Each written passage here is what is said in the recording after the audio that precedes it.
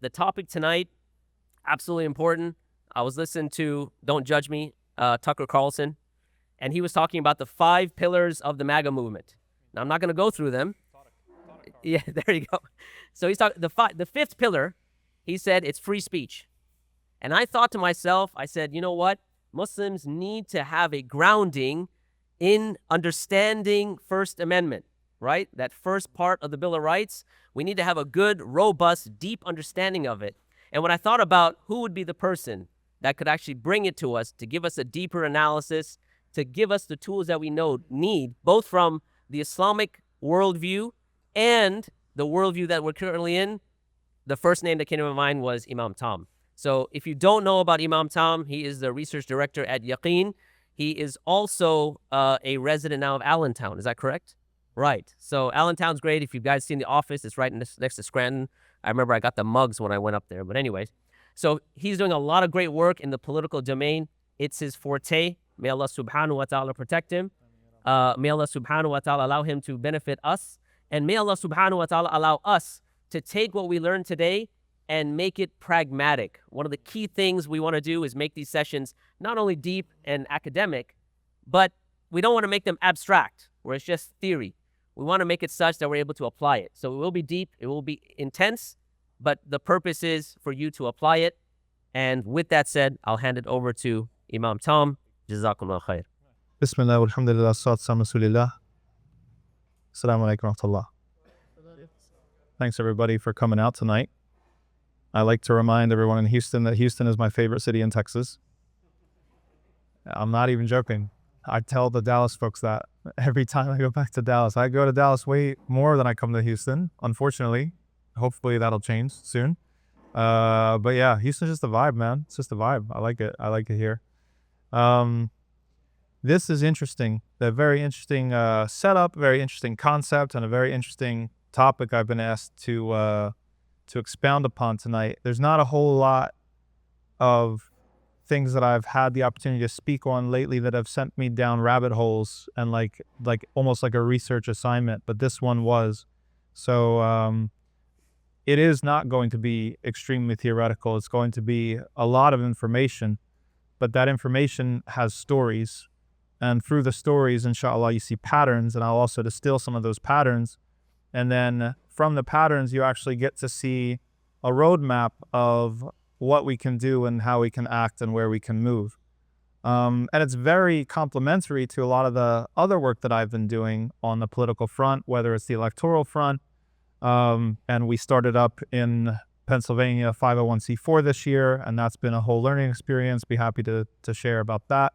And then also on the activist front as well, we launched an organization with some other folks called Facchine, which recruited folks from the encampments across the country, and we wanted to ground them in a more Islamic worldview and Islamic activism. So this is kind of parallel to a lot of that stuff, but it's on like a legal terrain. And I've got a couple interesting experiences that I'll put that in conversation with later. So I will give just like a brief theoretical intro, but then the rest of it is just going to be talking about the history of how this concept of freedom of speech has evolved and shape-shifted in the United States, especially over the last 100 years. And, we were just talking with Sheikh Fahad before we jumped on the mic about how when you start to pay attention to history, sometimes there's certain periods where it's like, wow, the parallels are crazy. History moves in patterns. And 100 years ago or 105 years ago, this country was going through very, very similar discussions on free speech, and free speech in times of war, and the free speech that's critical of government and wartime policies. So we'll see some of the parallels, and hopefully, inshallah, we'll learn from our history and not be doomed to repeat it and actually push it forward. That history is not a circle, but it's a spiral, right? That you keep on hoping that you make interventions and little tweaks to continue to push forward your program, your agenda, which is what all of us are doing. We shouldn't be shy about that. Yeah, Muslims, we should have an agenda. Everybody else has an agenda, right? The Zionists have an agenda. The Christian, the white nationalists have an agenda. Where's our agenda? So the only theoretical springboard that I want to touch on is the idea of like how you scope out and calibrate law. And there's a big historical conversation we're not even going to deal with about how the idea of law has changed over time. Pre-modern law versus modern law, very, very different in how legal theorists conceptualize law. But one of the things that I want to focus on is the idea of what is fixed versus what is negotiable. What are the things of how does a law or a legal system embed within it mechanisms that will achieve later changes and amendments? All right. So some people who have like a simplistic view of Islamic law, they think that Islam is just Islam. Actually, I recently I had ChatGPT try to so I had this like wild like middle of the night idea in a presentation. It was like I was thinking about tajdeed, right? This process of renewal and civilizational renewal in Islam, and I was trying to think of a way to pictorially represent it, because if you do slide presentations, it's all through pictures and visuals, right? And I thought, finally, yes, I have it. I know how to represent it. It's with ice cream tubs of ice cream.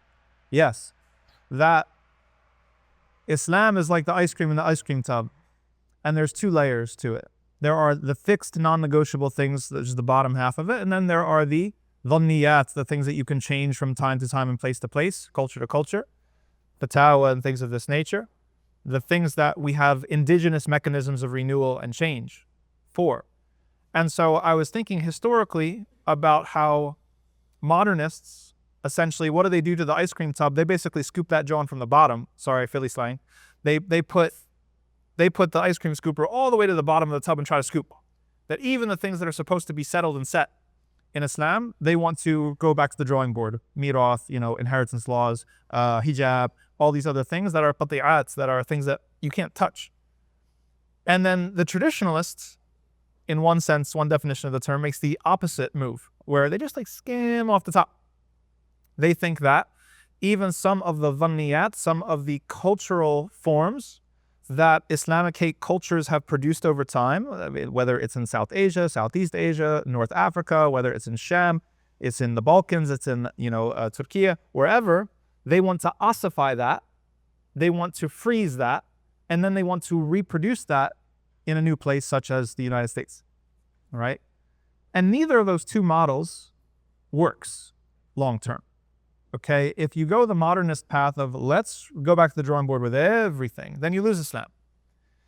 If you just skimp off the top and you're not allowing Islam to indigenize, and I think like a very successful model of what it looks like to indigenize Islam is like Islam in Spanish. Good job, Houston. Right? That is a very successful model of indigenization of Islam. When Islam spread to Egypt, there was a time where Egypt was not Islamic. And yet when Islam spread to Egypt, Islam had to produce cultural forms, and it had to produce a local Islamic culture in that place. And the same in North Africa, the same in the Balkans, the same in Anatolia, the same everywhere. That you have to allow Islam to engage in this process, and we can call that tajdeed. Okay, so what is tajdeed? Tajdeed is scooping that ice cream right in the middle. Okay, that you're not chipping away at what makes Islam, the non-negotiables, the qati'at, and you're also not just skimping off the top. All right, what's the point of all of this? That bifurcated nature of Islam that's made up of two parts, the bottom layer, which is stuff that cannot change, fixed things that are timeless, universal principles, and laws, not just principles, but also substantive laws. And then the top layer or the upper layer, which are changeable things that are contingent. They are historicized. They're dependent upon culture. They're dependent upon time and place. Okay, that scoping that out is an extremely delicate process. And what happens when you go from a divine law, right? You go from your lawgiver being the divine, who knows you, knows everything, and right, you have a preserved system that properly scopes those two categories of law out. When you go into man-made law, right, law produced by humans, then you find things get a little bit wobbly, as Winnie the Pooh says. It's not that I can't spell, my spelling is a little bit wobbly. Sorry, I read kids' books a lot. That you find that there are things that are supposed to be universals that are treated as particulars, and things that are particulars that are treated as universals. there are false universals. Okay, so this results in an unnecessary rigidity. It could be just doubling down on something that simply doesn't apply to everybody, right? Common examples like universalizing European experience of history and assuming that that's the same model of modernization or development theory that everybody else in the world has to follow, including the secularization and the separation of church and state, and then, the capitalism and all the things that Europe supposedly did to quote unquote get ahead. We'll just forget about colonialism part.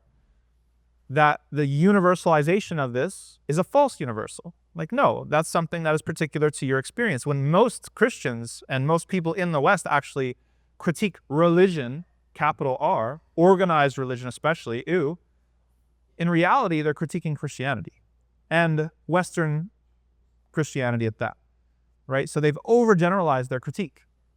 Okay, so this is what we're talking about. We're talking about scoping, that you have to be able to correctly identify what level of or what scope of critique we're talking about. There are some things that are not actually universal, they're particular, and vice versa. So that's one thing, and we're going to see how actually some key concepts of freedom within the Western tradition, philosophical tradition, they were never meant to be universalized.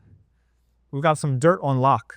If you haven't dug deep into John Locke, you should definitely do a little bit of digging there. There's a lot of juicy little tidbits about some of the nonsense he was involved in. Even the framers of the Constitution, very obviously, they did not intend for the freedoms they articulated to apply to lots of people. Okay, Native Americans, enslaved peoples, women, propertyless people, right? That's just a small example. But there's other aspects as well when you get into man-made law, which is that it becomes dependent on certain terms and concepts that are very subjective, and they're very plastic, and they change over time.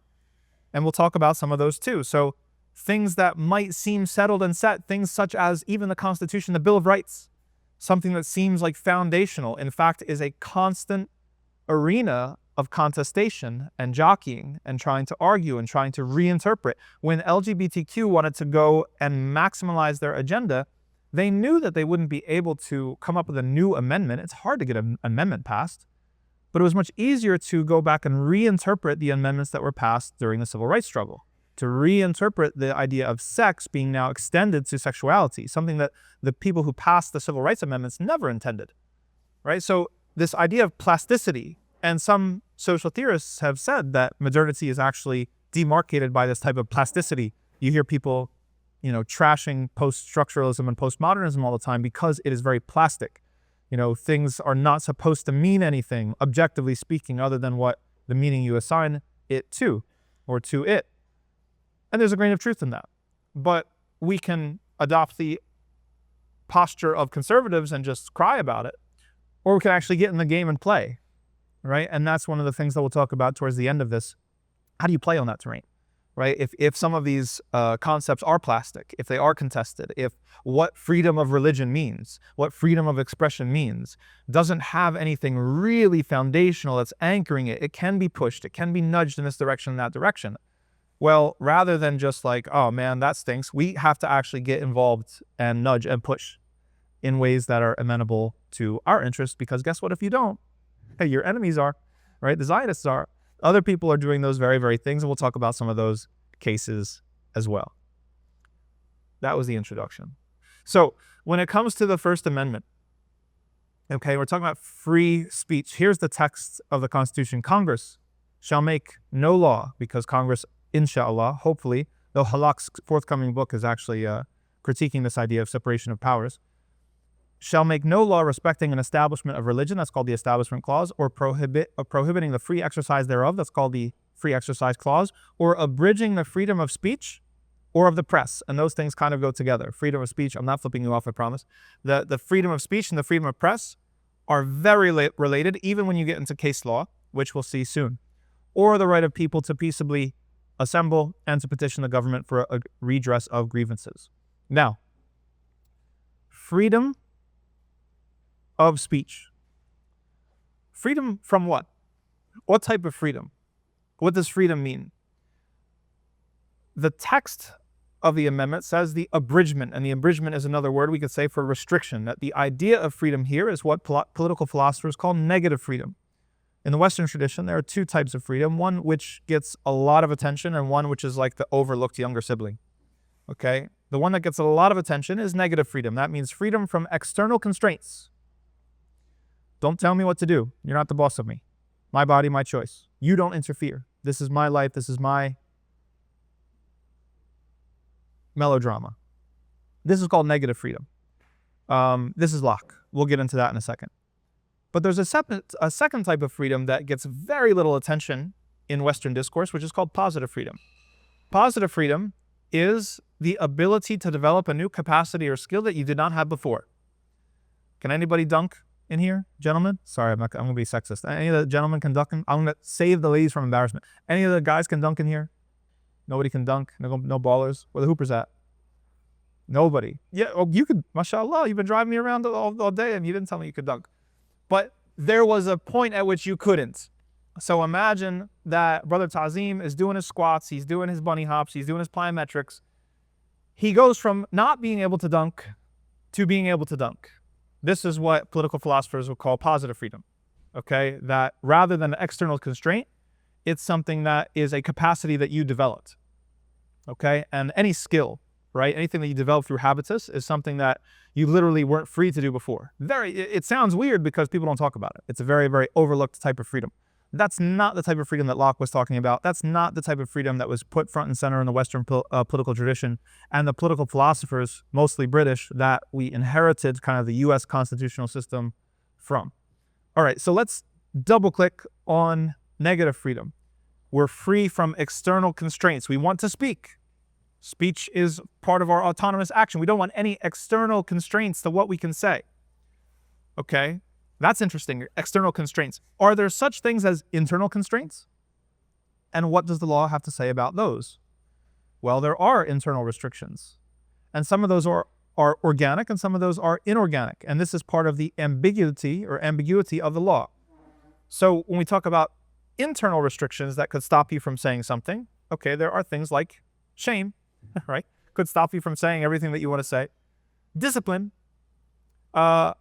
basic manners. If you have somebody who, it's like, I could really think that your haircut is stupid. I'll turn the blame on myself. I have a very, very stupid haircut right now because I'm cheap and I don't go to a barber. All right, I do it myself and it looks like crap. That's why I wear this. If someone were to say, yo, Imam Tom, your hair looks like trash, that would be perhaps true, but it's not polite. And so usually you're going to bite your tongue. Why? Because it's manners. Okay, that is an internal restraint. That's not what we're talking about when it comes to external restraint and the law. But there are other inorganic internal restraints that the law refers to that are gray territory, and they're very, very relevant now. Some of them have to do with pressure and coercion that get you to censor yourself. You see where I'm going, right? And these are things that were indicated by some of the authors, like, you have George Orwell, who wrote about 1984, and you've got Aldous Huxley, the perennialist, who wrote about A Brave New World, hard power, soft power. Two different types of dystopia. One, the one that George Orwell wrote about, is the idea of the government censoring everything. Okay? External controls all the way. But Aldous Huxley wrote about a different regime of control, which is people censoring themselves. People so addicted to pleasure, to consumerism, to the options in front of them, Netflix and chill, that they just lose the motivation and care to really do anything outside. It's an open air prison, right? It's a prison of your own making. This is a different type of inorganic soft power control. Another one is tech suppression, the algorithm, right? When we sell TikTok to Larry Ellison and he's going to tweak the algorithm, we can be sure that some of our Palestinian content is not going to see the light of day. Okay? This is not necessarily external. It's kind of on the border. We also have doxing, right? Doxing, when somebody puts out your address and tries to get you canceled and tries to, put together a dossier, your Canary Mission dossier. Oh my gosh, this person's a radical extremist. This is what they call in the law the chilling effect, right? It's not supposed to be legally actionable, but it's supposed to scare you into censoring yourself. Okay? And there's a lot of interesting things that I'll skip over. But why I'm bringing this up is that before we go to the classic external restraints on free speech, right? The things that we get into First Amendment case law and what you're allowed to say and what you're not allowed to say, we have to realize that even with internal restrictions, there are ways to make free speech meaningless, in effect. If we have a Peter Thiel and a Mark Zuckerberg and Elon Musk and Larry Ellison running the world, if we have Canary Mission and Campus Watch and Laura Loomer and Amy Meckelberg canceling everybody, putting out everybody's stuff in front of, trying to incite people against you to the point where you censor yourself, this is a regime of control, is it not? It is. And so there are ways to make free speech meaningless even if they don't technically amount to censorship. We'll circle back to that by the end, inshallah. But let's get back to actual, clear external restraints to free speech and how it comes. Most of our ideas about autonomy and freedom come from John Locke. Okay? John Locke was not a good dude, if you didn't already know. John Locke was heavily invested in the slave trade. And I mean, not just invested in the sense of profiting off of it. John Locke was like an architect of slave law. He actually wrote the Constitution for the colony of Barbados. And Barbados was one of the worst sugarcane plantation islands in the Caribbean. That wasn't enough. He used that Constitution as the model for the state constitution of South Carolina, right? So Locke was a theoretician of slave master freedom. When Locke was talking about autonomy, he was talking about freedom, he was talking about, the principles of government, all that stuff that maybe you would study in a Poli-Sci 101 course. He was talking about the slave master. He wasn't talking about anybody else. He wasn't thinking about these types of rights and autonomy. And he made an analogy between a king over his territory and the person over his body. And that's why hundreds of years later, you can say, my body, my choice, because you consider your body as your territory and you're the king over it. Very different from Islam, where Allah subhanahu wa ta'ala owns your body, owns your life. He's the one that possesses everything. Your ownership of yourself is conditional. In Islam, it's absolute to Locke. So he has this idea of complete sovereignty. He's only theorizing it for white slave masters. Eventually, it awkwardly gets extended to everybody else. That creates problems we'll talk about. But the idea is that speech is an act of sovereignty. Nobody should be able to restrict what you have to say because what you have to say is interior. And certainly, this is the door that LGBTQ also walked through when they said that love is love. Who can tell me who I love? Who has the right to tell me who to love? That is interior to me. Nobody has any right to judge what is my interior self. My interior self is the real essential me. Nobody can judge that. So they're walking right through the door that Locke opened up when it came to this whole territorial notion of the self and autonomy as being a constant practice of violating external constraints, right? And speech is similar, okay? However, everybody acknowledged that, Locke, we can't really apply this because somebody could just say, well, I'll do what I want with myself, even if it harms you. So here comes John Stuart Mill's harm principle. So John Stuart Mill adds to the political philosophy of the West by saying, yes, but the edge of what you're allowed to do, yes, you can express your autonomy. That's the default. Expressing your autonomy and your freedom is good in everything until and unless it runs up against the harm principle and you're harming somebody else. Notice that this is very vague. What is harm? Whose harm? What are we talking about? And this also crosses over to harmful speech, which is where we're going to get the crossover into some real case studies here. But these things, again, come back to the idea of plasticity. What is harm? Everybody today, Gen Z and Gen Alpha on TikTok, they're saying, toxic, bro. It's like, oh my gosh, this is psychological harm, trauma, right? It's like just looking at me wrong, microaggression, you've, created trauma. That type of harm, right? I think that we've pushed it to a level of absurdity where now we can start to critique and see, actually, yeah, this is a very plastic notion. How do we delineate what is actual harm and what is not? There is an interpersonal dimension to it. There's objective harm, perhaps you could say, though even that is kind of like hard because some harm is undertaken willingly, sadomasochism, BDSM.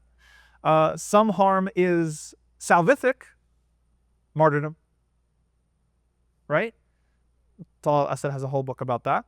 But other stuff that is imposed upon you, it can be, there's a little bit of gray area. If somebody says something to you that offends you and it harms you psychologically, how do you prove that without a politics of grievance and trying to exaggerate your wounds and this type of thing? It opens up this whole Pandora's box of what actually is harm. Harm is very plastic, and so therefore you're going to see a lot of inconsistencies with the application of the law when it comes to what is harm. Guess what? Spoiler alert. When the state is making laws about what harms it, you can best believe that the state is a snowflake. And the state has a very maximalist interpretation of what might harm it and its national security interests. Okay? It's not just about Gen Alpha on TikTok being offended by everything. It's also the state interpreting anything and everything as potentially harmful and an existential crisis. And then there's the other issue, which we indicated, which is whose harm. Okay, so this is initially now just supposed to talk about the white slave master. Now time passes and people, rise up and they advocate for various rights and they're able to secure various rights and a modicum of freedom and liberation. And then these rights that were articulated with only a very small amount of the population in mind now get expanded to everybody eventually, universally. Okay, how do we deal with that? There are unplanned situations that now we have to account for. How do we judge the harm that exists between people? Fanon, for example, Frantz Fanon, the famous, post-colonial, anti-colonial psychologist, has a famous concept of anti-colonial violence, right? It's basically like, this is the idea where, it's like black people can't be racist because racism is a power structure. And it was set up by white supremacy to keep people of color down. And so any violence that exists in response to that and against that cannot be actually called true violence. This is Fanon. And he's got a point. He's got a point. You can't equate those two things. It's asymmetrical. It's like comparing October 7th to everything that came after October 7th. You can't compare those two things, right? So all of this is not to comment on those dynamics. Like Fanon had a very, very good point, but it's to show that there's a lot that has to be sorted out and a lot that has to be litigated and a lot of gray area when it comes to morality, when it comes to ethics, and when it comes to law. So how does that track onto U.S. history and our history of First Amendment free speech rights? Where do we get them from? What are the things, the patterns that we notice? What are the intervention points that maybe we can identify? And where do we go? Coming into it, okay, when the Constitution was framed, there was a concept of prior restraint. If you've studied fiqh at all, like for a day, you have a sense of like, what's the default ruling of something? Is the default ruling like permissibility, or is the default ruling impermissibility? And that affects like who has the burden of proof, right? If the default ruling, like if I'm going to drink my espresso, my Allah bless you, mashallah, excellent espresso. Okay, the default ruling is permissibility. If you're going to tell me it's haram, you have to establish the proof on me. I don't have to prove anything, right? If I'm going to say that after Isha there's an obligatory prayer, that's something where I have to establish proof that the asl for that, or the default ruling for that, is tahrim, is you're not allowed to do that. Okay, so this question of what's the default here, what's the default ruling when it comes to speech acts? Part of the ire of the framers and founders of the Constitution was the old way of doing things in English common law and this idea of prior restraint. Prior restraint is basically the idea that you're not, the assumption is you're not allowed to say it until you can prove that you can say it. And so the founders of the Constitution were very, very intentional about, we don't want that. Like, we want to make sure that there's a default permissibility in the things that you can say, unless X, Y, and Z, and we'll figure out the details later. You can find William Blackstone's commentaries to get more detail. He says like a person should not be punished for speaking or writing the truth with good motives and for justifiable ends. Now, that alone is pretty ambiguous, and it opens up a lot of holes in the narrative, because what about stuff that's not true? Are you allowed to publish things that aren't true? What if you publish the truth with bad motives, right? Even his schema, there's holes in it, and there's a lot to unpack. And therefore, when somebody comes and they make a law or they articulate a legal framework, then people have to deal with the gray areas. And those gray areas and contradictions come up in case law. And this is what comes in what we call like test cases. And there are various tests that jurists develop over time in order to further articulate. So this is part of the plasticity of Western law, is that as you continue going on further and further, that you have to articulate those gray areas. You have to draw the lines. You have to demonstrate like why this idea or principle should triumph over this idea and principle. And that's exactly what happens. So we're going to go through some of these test cases and how jurists were like thinking about First Amendment free speech law and the tests that they use to adjudicate between the gray areas and how they changed over time. And we're going to notice some really, really interesting patterns. There's going to be some crazy stories along the way. So the first type of test that the Supreme Court justices of the US came up with was called the bad tendency test. Okay, this was dominant from about 1907 to 1919. What is the bad tendency test? It seems draconian to us. It's the idea that the test permitted speech to be outlawed if it had a tendency to harm public welfare. That's pretty vague, right? And that gives a lot of leeway to the government to say what has a tendency, what is harm, and what is the public welfare. So you can best believe that the government was using this very liberally to try to shut down criticism of it, and they did. So for example, there's a 1907 case, Patterson versus Colorado, where the court used the bad tendency test to uphold contempt charges against a newspaper publisher who accused Colorado judges of acting on behalf of a local utility company.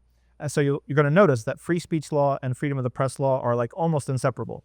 So there's a newspaper in Colorado that's accusing the judges of corruption, and they're taken to court and convicted for basically this bad tendency test that they are harming the public welfare by pointing out this corruption. It's the idea that this might encourage or incite illegal activity. And it's very, very vague, and it's meant to be, and it is catching up a lot of people in its dragnet. But the justices, as time goes on, they realize that this is not satisfactory, and so they articulate another test about 10, 12 years later in 1919 called the clear and present danger test, and this became very, very famous. And this clear and present danger test was operative and hegemonic from about 1919 to 1969, and this is where it gets wicked. So you have certain cases like Balzer versus the United States, 1918. Keep in mind, what's going on in 1918? First World War. Okay, so we're in wartime now. All right, let's think about this. Balzer versus the United States, 1918. South Dakota farmers sign a petition criticizing their governor's administration and how they administered the war draft. Okay? And they threaten the governor that they're going to beat him in the election. It's like it's like a Bannon Biden campaign. Like if you keep on doing this the way that you're doing with the draft, we're going to beat you at the polls next time election. They were charged with criminal activity for that threat. They were charged with obstructing the recruitment and enlistment of the armed forces, and they were convicted. Now, one of the justices, Justice Holmes, wrote a dissenting opinion, and these whole ideas of dissenting opinions becomes very significant later on. He said, quote, "Real obstructions of the law, giving real aid and comfort to the enemy, I should have been glad to see punished more summarily and severely than they sometimes were. But I think that our intention to put out all our powers in aid of success in war should not hurry us into intolerance of opinions and speech that could be imagined to do harm, although opposed to our own. It is better for those who have unquestioned and almost unlimited power in their hands to err on the side of freedom." This is Holmes in 1918.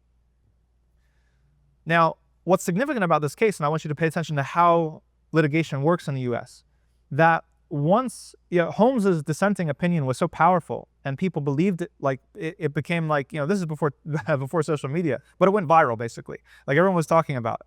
And it was so powerful in the popular imagination that the Chief Justice, who had the opposite opinion, actually sets aside the case. And even the government, who is the prosecution in this case, decides to not push. Okay, so they basically drop the case, and you know what happens on the Supreme Court? They kick the can down the road to another case that's going to come up. They say we want a more unanimous judgment on this issue before we go ahead with it. And that gives us Schenck versus U.S. in 1919. And this is the one that ends up becoming the clear and present danger precedent. So Charles Schenck and Elizabeth Bayer, Philly Socialist Party, they were members of the Socialist Party in the executive team, and they authorized and oversaw printing and mailing 15,000 flyers distributed to men, okay, that were slated to be conscripted during World War I. Okay, so these is opposition to the war effort, okay? And the interpretation of is opposition and criticism of the war effort is that aiding and abetting the enemy. Sounds familiar, right? We'll get there. Now, the flyers, they urged men to not submit to the draft. Here's the radical language that they had in the flyers. Do not submit to intimidation. Assert your rights. If you do not assert and support your rights, you are helping to deny or disparage rights, which it is the solemn duty of all citizens and residents of the United States to retain. And they urged men to not comply with the draft on the grounds that the military conscription constituted involuntary servitude, which is prohibited by the 13th Amendment. They were all arrested. It was intended to prohibit, they were arrested under, very, very important, they were arrested under a 1917 act, which is extremely relevant today, called the Espionage Act of 1917. All right, buckle up. So the Espionage Act of 1917 was intended to prohibit interference with military operations or recruitment, to prevent insubordination in the military, and to prevent the support of enemies of the United States during wartime. All right. Here are a short list of some of the people who have been charged and convicted under the Espionage Act of 1917. Eugene V. Debs, Emma Goldman, Alexander Berkman, Julius and Ethel Rosenberg, Daniel Ellsberg, who was the Pentagon Papers, okay? Cablegate whistleblower Chelsea Manning, WikiLeaks founder Julian Assange, and the NSA contractor Edward Snowden. All of them, the piece of legislation that criminalized all of them was this 1917 act that was passed the middle of World War I in order to try to plug any leaks from discouraging the U.S. foreign policy and war effort. All right, this was under the Woodrow Wilson administration. He actually requested that this legislation be passed by Congress. Congress sat on it for about 2 years, and they passed it actually at the very end of the war, 1917. The war's almost over, okay? Wilson's initial draft includes, remember, free speech and free press are locked in. It initially includes press censorship as well, that no press, no publication, no newspaper should publish anything that might undermine the war effort. And at that time, that provision triggered so much opposition that people were saying that this is just prior restraint. So they were going back to jolly old England and saying, this is prior restraint all over again. What are you doing? Like, this is unconstitutional. This is against what we set up the United States to get away from. We set up the United States to get away from this idea of prior restraint, that the default assumption is that we can't print anything unless the government says it's okay. And they also complained that it delegated unnecessary and unlimited power to the president. So they debated it for weeks. And the Senate removed the censorship provision by one single vote. Okay, 39 to 38. So that provision that would have made the press into a formal propaganda arm of the United States government, and we've come back full circle 100 years later, it was narrowly defeated by just one vote. Now, what did the act make criminal? The act made it criminal to convey information with the intent to interfere with the operation or success of the armed forces of the United States, or to promote its enemy's success. Imagine that in Iraq war. Imagine that in the Arab Spring. Imagine that with U.S. involvement elsewhere in the world. This was punishable by death, or imprisonment for not more than 30 years, or both. It was also criminalizing conveying false reports or false statements with the intent to interfere with the operation or success of the military or naval forces of the United States, or to promote the success of its enemies when the U.S. is at war, or to cause or to attempt to cause insubordination from the army. You're trying to provoke people within the army to be insubordinate to their superiors. Think Vietnam. That was illegal under the 1917 Act and punishable potentially by death. Yep. Okay. It gets worse before it gets better. So the next year, in 1918, they expand it. It's like the Patriot Act, right? But they call it the Sedition Acts of 1918. So they went even further and forbade the use of disloyal, profane, scurrilous, or abusive language about the United States government, its flag, or its armed forces, or that caused others to view the American government or its institutions with contempt. We would all be in jail. We would all be in jail. Anything that would cause anybody, or could be construed to cause people to have a negative perception of the United States government, would get you locked up. Those convicted under the act would receive sentences of imprisonment between 5 and 20 years. The Postmaster General could also refuse to deliver your mail. And it applied to times, now this was the one saving grace of the Espionage Act, was that it only applied during times of war. And they couldn't foresee the era later that happened when war was taken out of Congress and put into the president's hands. And we have like these forever wars that are not actually declared wars. But at least for that time in 1917, it was something of a saving grace that it was only for wartime. And therefore, when the war actually ended, both the Sedition Act of 1918 was dissolved, though what we've seen again today, the same moves, was that politicians, they like that power, they enjoy that power in wartime, and they tried to find a way to institute laws to make that power permanent, okay? Which they tried to do with the Smith Act and other different acts. In fact, the current Attorney General at the time, Mitchell Palmer raids, you heard of the Palmer raids, that guy, waged a public campaign, who was also trying to run for the Democratic ticket for president, who was supporting a peacetime version of the Sedition Act. He wanted a peacetime version. He said, these powers are so awesome, man. We need to have them all the time. Let's get the band back together. And his justification, he cited dangerous foreign language press, radical attempts to create unrest in African-American communities. He was supporting this, and Congress had gone through, and this is another important point to recognize in legal history, Congress had gone through more than 70 versions of proposed language for this bill that never came to pass, alhamdulillah. And he made it a campaign issue in the year of 2020. All right, go back to our socialists in Philadelphia, Schenck and friends. They're convicted under this act while this act is still in effect. They appeal, and they appeal to the Supreme, it goes to the Supreme Court, and they claim that this is a violation of our First Amendment rights, okay? And that's another point that we're going to come to about when you appeal and how you litigate, how it's important to try to like pick which door you're trying to walk through. There's a lot of different things, and you've probably seen with Mahmoud Khalil and some of the other folks that have been apprehended and abducted by ICE. Sometimes you're trying to get out on a technicality. Sometimes you're actually trying to face directly the thing that they're trying to catch you with. So this time they're going right for the jugular, saying this is a violation of our First Amendment rights. And it opens up a larger conversation about what are our First Amendment rights during wartime? How much can we express our free opinions, even if it's critical of the government, even if it might detract from morale or undermine the war effort in some direct or indirect way? Unanimously, the Supreme Court concluded that they are all guilty, and that they would be convicted of an attempt to obstruct the draft, which was a criminal offense. The First Amendment did not protect Schenck from prosecution, even though they did admit in the language of the ruling that in many places and ordinary times, the defendants, in saying all that was said, would have been within their constitutional rights. So the Supreme Court says that, okay, outside of wartime, it would have been okay. But because it's in wartime, no, it's not okay. And they also said, quote, the words used are such that they create a clear and present danger. And that's what gives us the precedent and the test. A clear and present danger that they will bring about the substantive evils that Congress has the right to prevent. And therefore, they were all thrown in jail.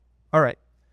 So, clear and present danger becomes the name of the game for the next several decades.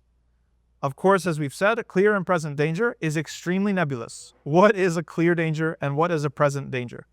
And we'll see that in reality, in practice, the idea of the clear and present danger test ends up being treated like bad tendency. So the previous test that they didn't like, which was basically incriminating people for thought crimes, for having opinions, this actually ends up being the way that the clear and present danger test was practically wielded. It was overly restrictive. Even the guy who articulated it, Judge Holmes, the person who gave us the phrase clear and present danger, he became very dissatisfied with the way in which it was being practiced, and he eventually wrote court opinions dissenting and actually arguing against it, which contributed to its overturn. We'll get there. Next court case is 1919. Okay, Abrams versus the U.S. Jacob Abrams emigrated to the United States from Russia, and he supported the communists. A lot of these things, we'll see how a lot of this is the far left and the U.S. trying to crack down on the far left. And then we'll see a crazy twist that involves the KKK. Stay tuned. All right. Adams emigrated to the U.S. from Russia and supported the communists in their effort to depose the czars. He printed out leaflets in the U.S., one in English and one in Yiddish. He was Jewish, saying, denouncing the sending American troops to intervene in the Russian Civil War. And the other pamphlet or flyer that he printed, it said that they favored the communist side in the Russian Revolution, and they denounced American-producing weapons to be used against the communists. Round them all up, jail, right? It's like undercooked, overcooked, jail, right? Like this is the story of the 1910s and 1920s when it comes to speaking out against the government, especially during the wartime. You're going to jail. Defendants were charged under the Sedition Act of 1918 for inciting resistance to American military actions and urging curtailment of production of essential wartime material. They were also charged, just to throw the book at them, with conspiring with Germany, which was an opponent of both the United States and Russia at the time. All defendants were convicted and put in jail. Now, the interesting thing though, Justice Holmes, the same Justice Holmes who had previously articulated this very precedent of clear and present danger, he sees what's happening. And he's like, guys, this is not what I meant by clear and present danger. Like, this is not like actually a clear and present danger. This is like a runaway train. And so he actually dissented in this Supreme Court opinion. And the dissenting opinion that he wrote ended up being very, very significant. He claimed that the way to test, that this test was used, it failed to distinguish between speech-based opposition to military operations and the actual intent to commit a crime. And that distinction becomes extremely important. Alhamdulillah, later on, that the law catches up and actually honors this distinction between somebody advocating for something generally or holding an opinion versus someone trying to actually commit a crime. But for here, in 1917, 1918, 1919, it's one and the same thing. That you are guilty of a thought crime, that if you are against the war effort, if you have an opinion that is against the war effort, and you voice it, then you are a subversive and you can be thrown in jail for a long, long time. Some other cases that start to erode the clear and present danger precedent. Whitney versus California, 1927. Anita Whitney helped establish the Communist Labor Party of America, a group accused by the state of advocating the violent overthrow of the American government. Whitney was arrested in November 1919 after giving a speech in Oakland to attract financial support for the California chapter of the party. She was convicted. Now, listen to this. She decides to appeal, not based off of the First Amendment, but the 14th Amendment, okay? And she comes to the Supreme Court with that. It goes all the way to the Supreme Court, not as a First Amendment case, but as a 14th Amendment case. But the fact that it went to the Supreme Court as a 14th Amendment case almost gave the dissenting justices like a little bit of room to like air their opinions on the First Amendment implications and ramifications. And they actually became very instrumental in doing away with this precedent. Okay? So they ruled against them. It was unanimous. The whole court, they said, nope, you guys are guilty. 14th Amendment doesn't apply here. But Justices Lewis, Brandeis, and Holmes, they voted with the majority because that was the 14th Amendment issue. But they, in their opinions, they talk about the unintended ramifications for free speech. Brandeis wrote, saying he held that citizens have he actually reframed what free speech is good for within a democracy. This might seem like basic civics to you, but in 1927 or 1917, it was not. So we're very indebted to Brandeis for articulating this. He held that citizens have an obligation to take part in the governing process. That's supposedly what democracy is about. And they can't do so unless they can discuss and criticize government policies fully without fear. If the government can punish unpopular views, that is a restriction of freedom, and in the long run, it strangles democratic processes. Thus, free speech is not just an abstract virtue, but also a key element at the heart of a democratic society. Thank you, Mr. Brandeis. He also suggested a reappraisal of the clear and present danger test. He insisted on what some have called the time to answer test. He said basically there's no danger flowing from speech that can be considered clear and present if that speech is happening in the context of a full discussion. Okay, so he's trying to create a typology, a categorization, a distinction between various types of speech. Whereas before this, all speech that was considered subversive to the government's position was threatening and criminal. Brandeis argued that governments, while having a right to curb truly dangerous expression, must clearly define the nature of that danger. They can't just say that everything is dangerous, which they were doing up until that time. Mere fear of unpopular ideas is not sufficient. This dissent, and this is also, meta-historically important, the dissenting opinion, actually it wasn't even dissenting opinion because they were voting with the majority, but the fact that they articulated this in their opinions actually became more popular in legal literature and in legal discussions than the main opinions of the Chief Justice himself.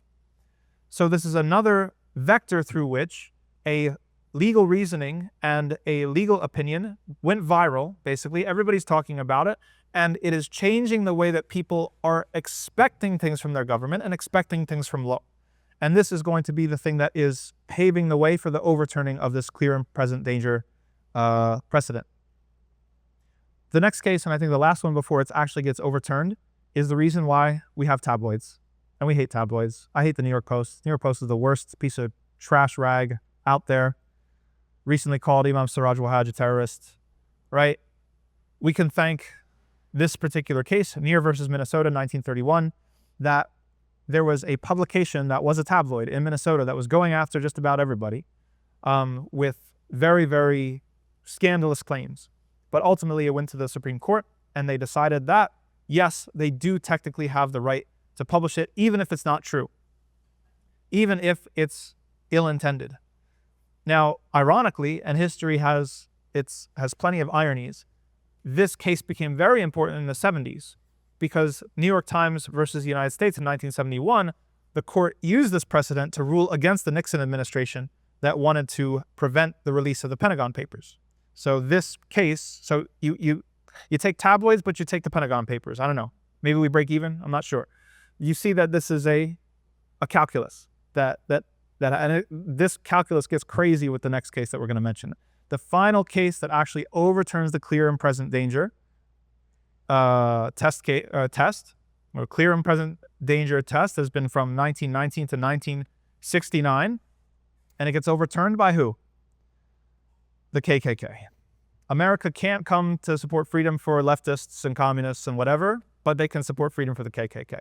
So, Brandenburg versus Ohio, 1969. KKK leader in rural Ohio has a Klan rally. I kid you not. You cannot make this stuff up. Has a Klan rally. They have a bunch of speeches. They say in the speeches, they say that there's going to be vengeance against black people and Jews.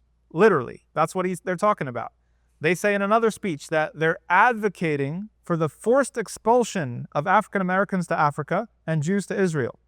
I kid you not. These are quotes from the speeches. And the court held that the government cannot punish this inflammatory speech unless that speech is, quote, directed to inciting or producing imminent lawless action and is likely to incite or produce such action. Specifically, the court struck down Ohio's criminal syndicalism statute because that statute was so broad that it included mere advocacy, and mere advocacy becomes a very, very important legal test now. So the idea is you can generally advocate for even violence. Yes, legally you can. Brandenburg case versus Ohio establishes the precedent. You can generally advocate for violence. But, right, it is getting crazy. But if your speech results in a specific violent act, that is criminal. So again, previously we had to weigh between, tabloids and Pentagon Papers. Now it's like KKK and from the river to the sea, Palestine will be free. Support the resistance. This is history, full of ironies. Very, very strange things. But we're going somewhere with this. So this one piece, it's not a legislation, this one ruling overturned Whitney versus California. It overturned Schenck versus the United States. It overturned Abrams versus the United States. All of the previous legal tests that they had are overturned by Brandenburg versus Ohio, and that is what continues to dominate today, for better or for worse. Which is one of the points that we want to highlight here, that there's a lot going on when you litigate, and we're going to talk about strategic litigation and movement litigation towards the end. But you can almost consider it like a glacier, okay? The glacier has a path that it moves, and it goes Okay. 20 more minutes. We'll take a break, inshallah. Yes. So this is one of the points, is that there's lots of like pieces on this chessboard. Okay. What the justices say in their opinions, that's a piece. Even if it's in a case that has nothing, it almost seems like it has nothing to do with the thing that you want. So there's all these pieces on the chessboard, and what they say in their opinions is one thing. What are the actual tests that they're articulating to use is another thing. And then we'll get to the other things. Okay, so here's some other ramifications of the KKK case. That the conceptualization of what free speech is and how it works is like this. There's this idea of the marketplace of ideas. Okay, that the justices start talking about a marketplace of ideas. And they basically conceptualize free speech as like, you've got to let it compete in the marketplace of ideas. This creates a situation, and this actually they explicitly say, that if there's speech that you don't like, if there's bad speech in the marketplace, you basically have to drown it out with more speech, better speech. So now the burden does not become on the regulatory body of the Supreme Court or the laws of the land to stop and to adjudicate which speech is okay and which speech is not okay. The burden now comes on the people and participating in public discourse. Very important for our time. The burden is on the people to participate in public discourse in order to outwit, outmaneuver, outtalk, and outconvince their opponents in the marketplace of ideas. And that's what we're left with today. And it has this, I guess, idea of truth prevailing over falsehood. But this is the point, is that when it comes to lawfare and using the law in particular ways, you have to consider how that is a double-edged sword that could also cut you. And we'll get to it towards the end, about you have to be very, very strategic and intentional about the legal devices and the legal precedents that we set. For example, I'll just give like off the top of my head, and I didn't prepare to say this, but many Muslims that are on the left, there's a tradition of, say, like Islamophobia, hate speech that's been articulated by the left and by the Democratic Party. Okay? We have seen that is one response. Canada has gone more, further with this logic than we have in the US. If we go down that route, how does that unintentionally strengthen the law on anti-Semitism and hate speech against Zionism? Right? When the Zionists are able to now define anti-Semitism as criticism of Israel, and the regulatory environment is one that has this construction of hate speech. I mean, Sheikh Fahad mentioned Tucker, and I know Tucker is like very, very anti the idea of hate speech, because in his critique of it is that it's too plastic. What is hate speech? Who decides what's hate speech and who decides what's not? And he's got a point, right? The issue is not to take sides on this. It's just to show you that every legal lever is a double-edged sword. It can be used for you. It can be used against you. And you can make a decision. You can run the equation and say, well, yes, we realize that, but we think it's going to benefit us more in the long term. But you've got to also try to anticipate what the unintended consequences of that might be. So, yes, so here we are at the end.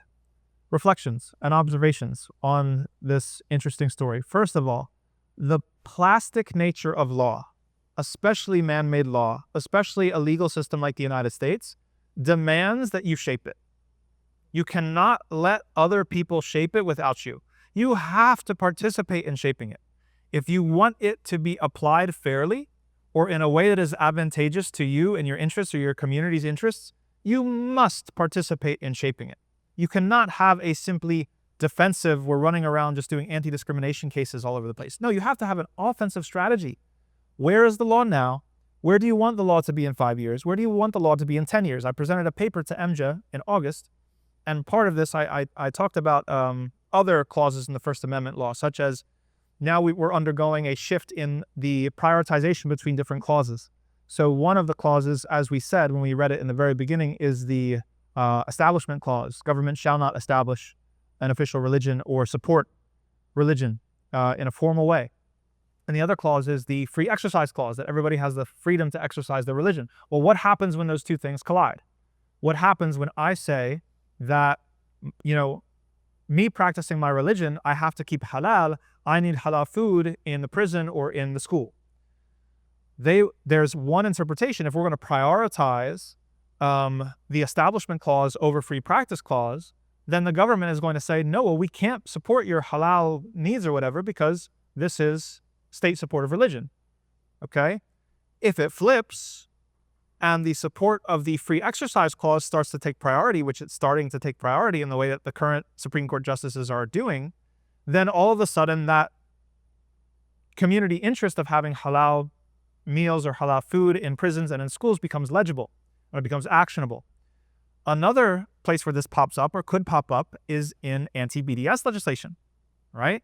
If we were, and my plea for the jurists at AMJA was, if we can unite and get the jurists to unite on saying that BDS, boycotting Israel, is a religious obligation, then we could potentially construct a legal scenario that would invalidate anti-BDS law across the country. Because now it's a First Amendment issue. Now it's the practice of our First Amendment rights and the free exercise of our religion.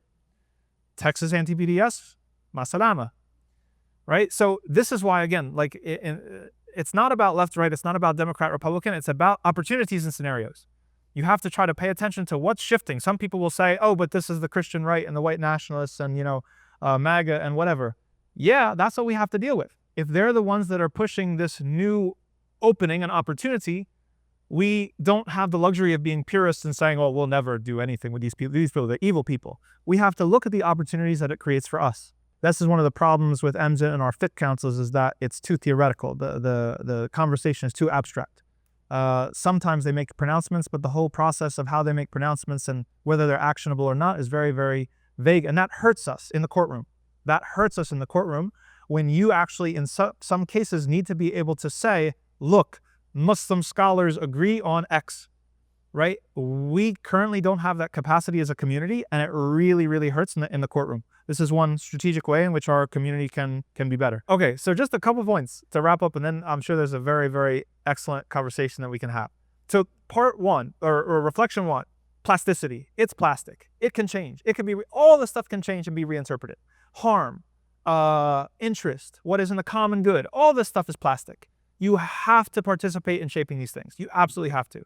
Second is picking your battles. Strategic litigation is part of any community, of any movement. The example I always give is Rosa Parks. Rosa Parks was not just some tired lady on a bus.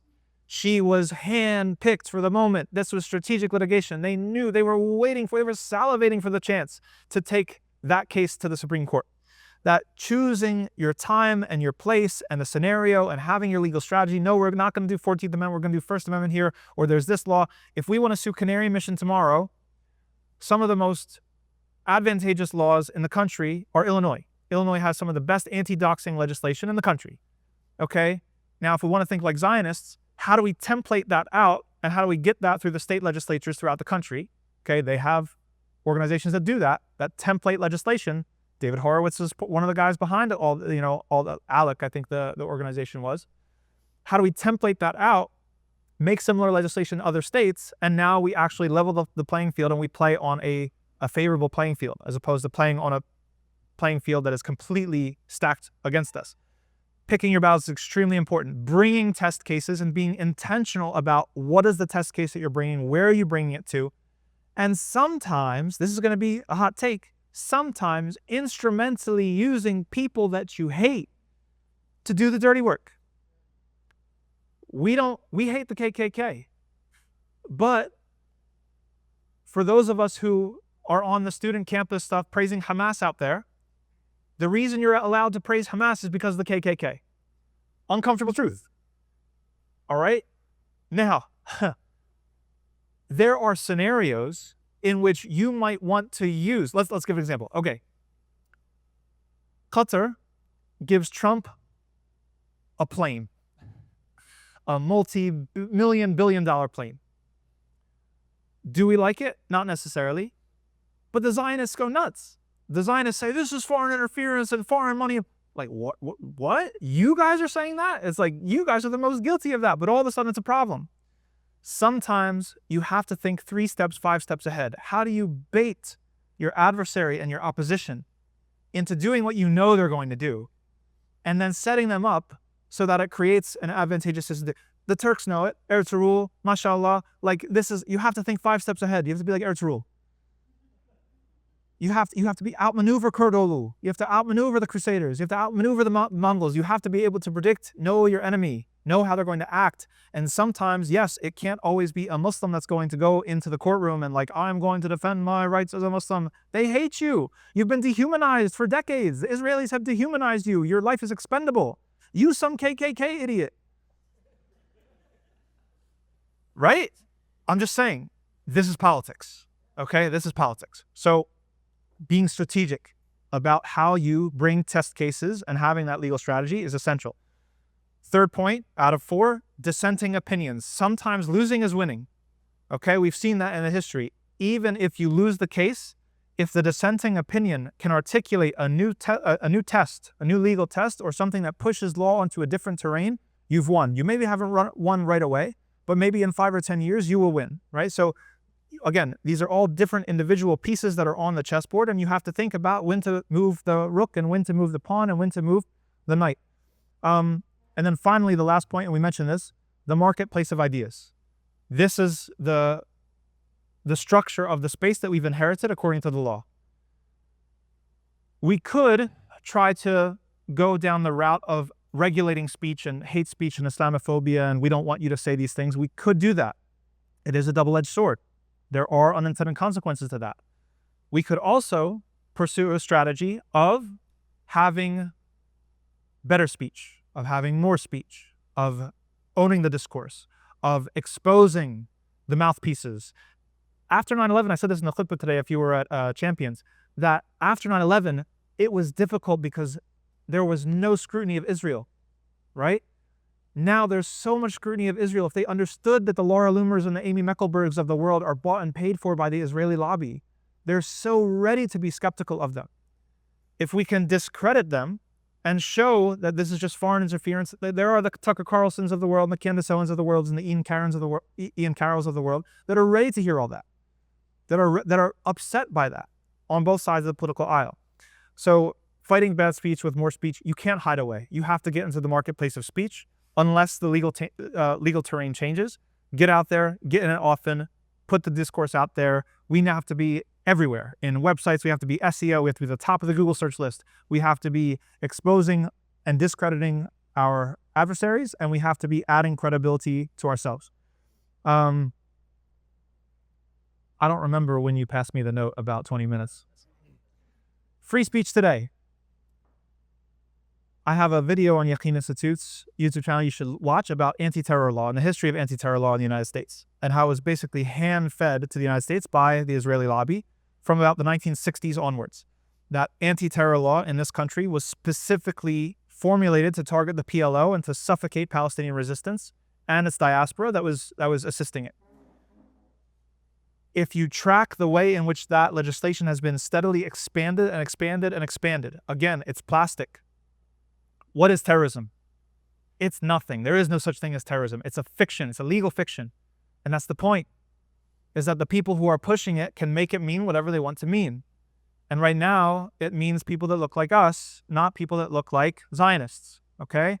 But we have to get in that game and also push back on that particular front. What our adversaries are going to try for, and they've made their intentions very, very public and known, they have this concept of material support for terrorism, yes. And that idea of what is material support for terrorism has been so maximalized and pushed that they're trying to make it migrate over into speech. So right now, as the law stands, and I'm not a lawyer, so this is not legal advice, but from what I understand, I talk to lawyers a lot. As the law stands, if you give a cup of water to Gaza and it ends up in the hands of a Hamas fighter, you've provided material support. You're going to jail. If you give a speech that is in support of a prescribed terrorist group and they can prove that you coordinated it with them, you're going to jail for a very long time. If you give a speech that is in support of one of these groups, but you're not coordinated, you have no ties, technically illegal thanks to the KKK, technically still legal thanks to the KKK. But that's their next move. They want to bring us back to 1917 and 1918, where even expressing certain political opinions or support for even prescribed groups is equivalent to material support for terrorism. Okay? So know the reality. Right? Like that's your enemy. Take him as an enemy. That's what they have told us in public that they want to do. We have to come up with a counter strategy and how to push back. When you're talking to Americans, okay, last point. The average American person, it's never been a better time to do dawah. There's never been a better time to do dawah. We have social media. We have much more exposure. People are starting to figure it out.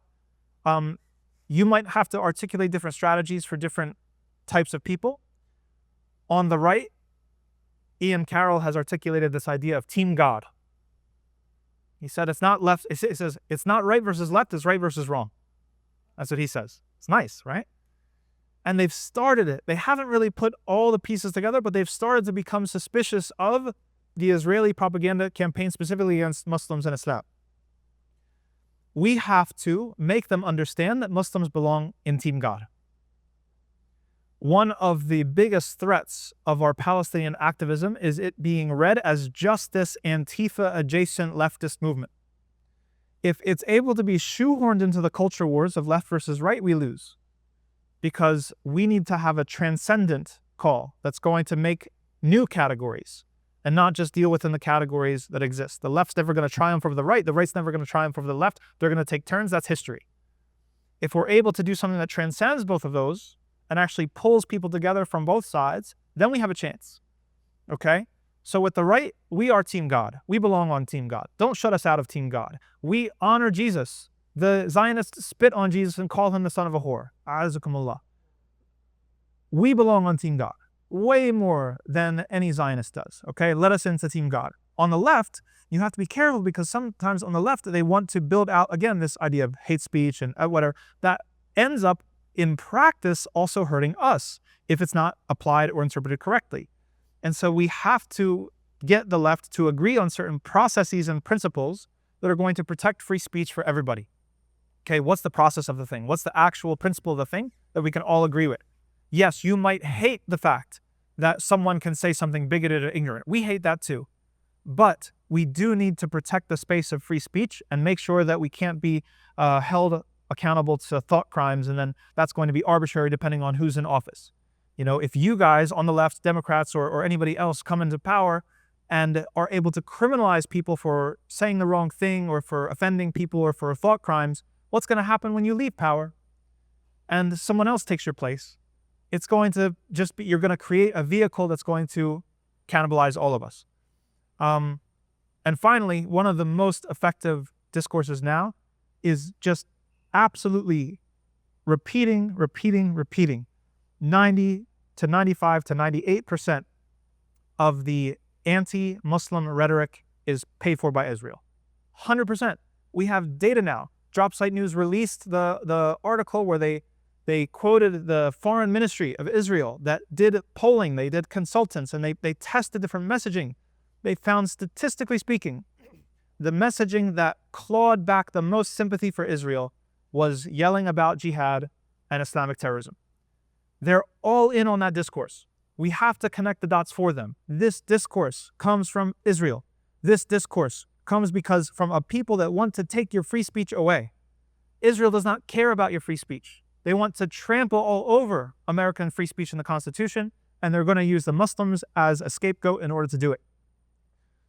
And inshallah, if we do that, inshallah, hopefully we'll win. I'm starting to get hoarse. Barakallahu feekum. Jazakum khair.